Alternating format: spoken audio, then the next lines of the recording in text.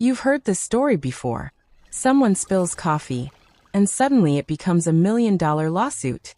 It sounds ridiculous at first, almost like something people joke about, without knowing the real story. In 1994, a 79-year-old woman named Stella Liebeck bought a cup of coffee from McDonald's.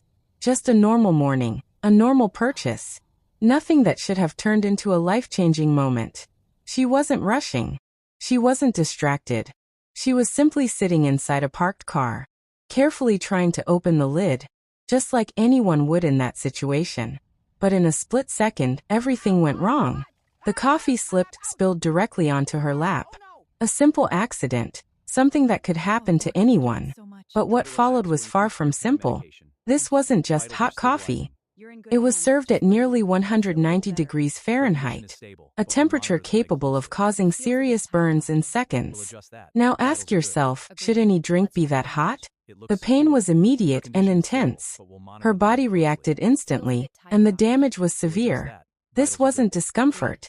This was a medical emergency that required urgent attention and long recovery. At the hospital, doctors treated deep burn injuries, skin damage that went beyond the surface.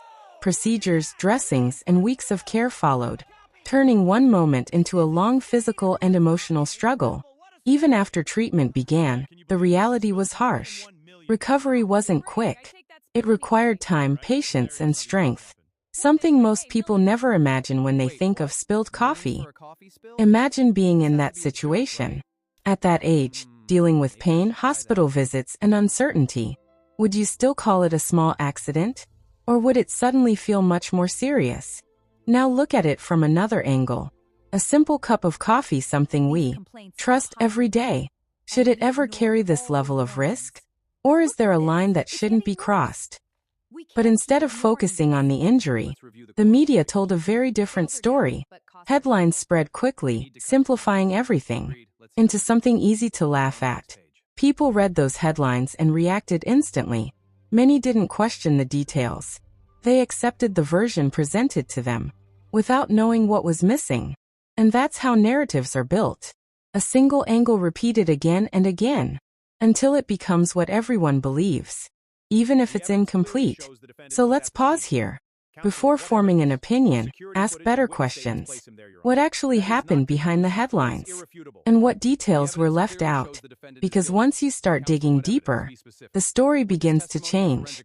You realize it's not just about one incident, but something much bigger. Inside corporate offices, decisions are made daily. Small choices that affect millions of people, but sometimes those decisions come with risks that aren't always visible at first. And sometimes those risks are known. Warnings exist. Complaints are recorded, but the system continues as it is, until something forces attention. For Stella, that moment came through legal action, not as a first choice, but as a response. A step taken when other options didn't work the way they were expected to. Sitting across from a lawyer, she wasn't asking for something extraordinary. She was looking for support, for recovery, for a situation she didn't create. But once the case entered the courtroom, everything became bigger. Now it wasn't just about one person. It became a question of responsibility. Inside the courtroom, every detail mattered. Facts, evidence, decisions, all under scrutiny. A quiet space, but filled with tension, where outcomes could change everything. The jury listened carefully, not just to one side, but to the full picture. They weren't there for headlines. They were there for truth. Arguments were presented. Questions were raised. And slowly, the case began to unfold, in a way the public had never fully seen. Through it all, Stella remained present, quiet, composed, but deeply affected. Not just by the incident, but by everything that followed afterward. Then came the discussion about temperature, how hot the coffee really was, and whether that level was necessary for something meant to be consumed immediately. Think about it logically. If a product can cause harm in seconds, shouldn't that risk be clearly controlled?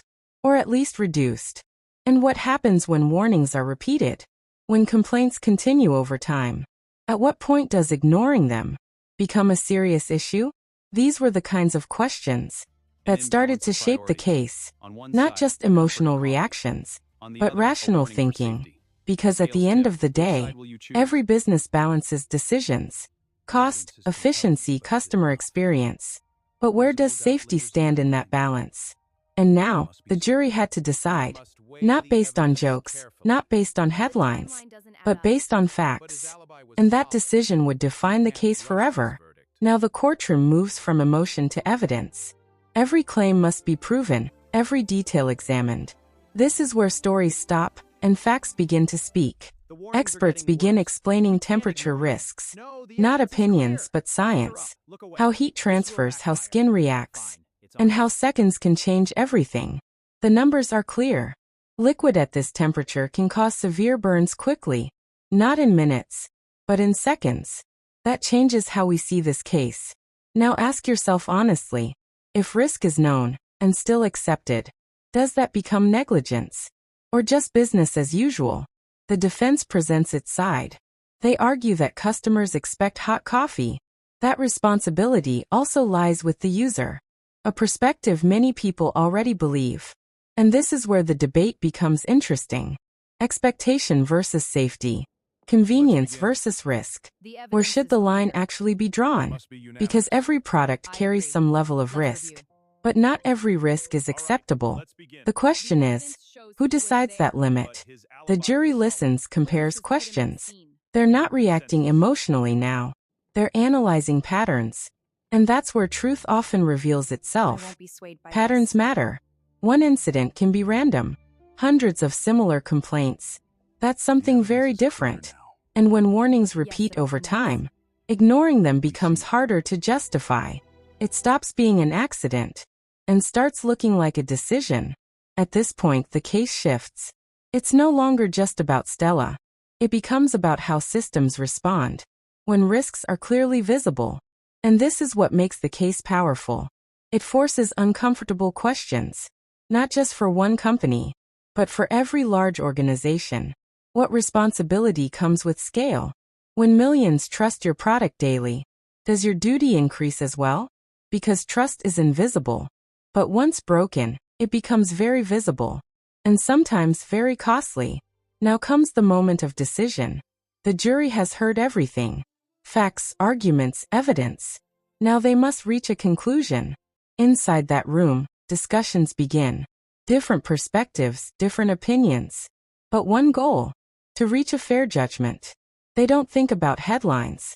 They don't think about public jokes. They focus only on what matters, the reality presented before them. And slowly, a consensus begins to form. Piece by piece, the story becomes clearer. Not simpler, but more accurate. The verdict is prepared. A decision that will define this case for years to come. The courtroom falls silent. Every eye turns forward. This is the moment everyone has been waiting for.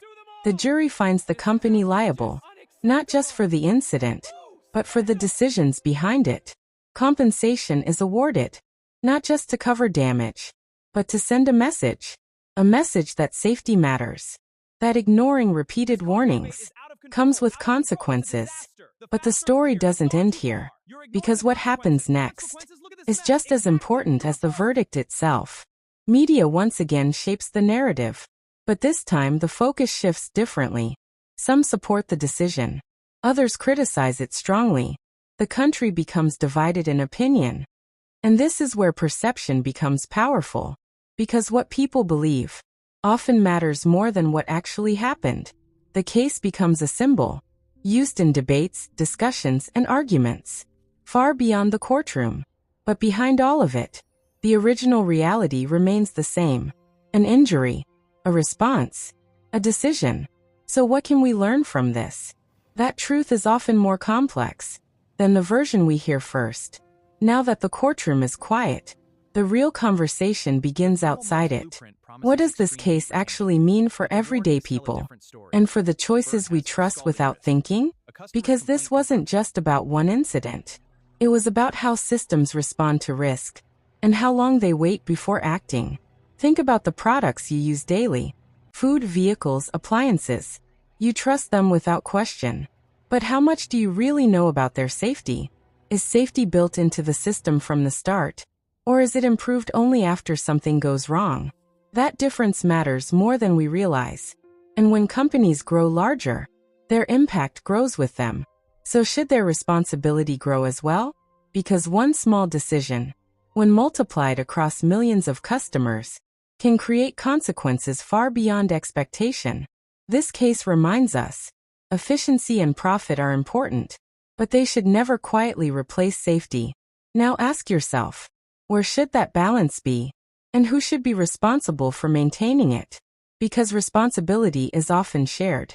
Companies design products, but consumers interact with them. So where does accountability truly begin?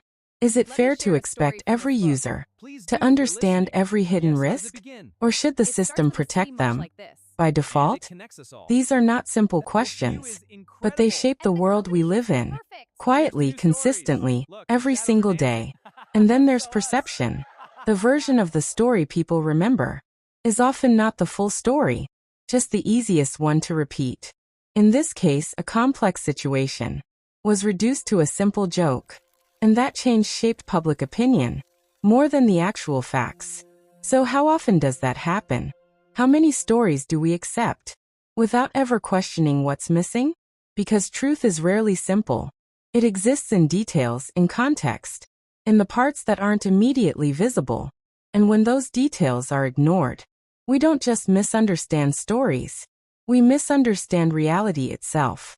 This case challenges us to think deeper, to pause before judging, and to look beyond the first impression. Because sometimes, what seems obvious at first glance is actually the most misleading part. And once you see the full picture, it becomes harder to go back to the simplified version. So the real lesson isn't just about coffee, it's about awareness, about asking better questions in a world full of quick answers. Because awareness changes how we see things. It shifts perspective from reaction to understanding, and understanding leads to better decisions, not just for individuals, but for systems as well. When people question more, systems improve faster, and that's how change begins, quietly but powerfully. So maybe this case was never just about one lawsuit. Maybe it was about something bigger, something we all experience daily. Trust, the invisible agreement between people and systems, something we rarely notice until it's broken. And once broken, rebuilding that trust takes time. Sometimes it takes moments like this to force that process to begin. So the next time you hear a story that sounds too simple, too obvious, too easy to judge, pause for a moment. Ask yourself, what might be missing? What details haven't been told yet? Because truth isn't always hidden. Sometimes it's just overlooked. And once you start looking closer, you'll realize some of the biggest stories were never as simple as they seemed.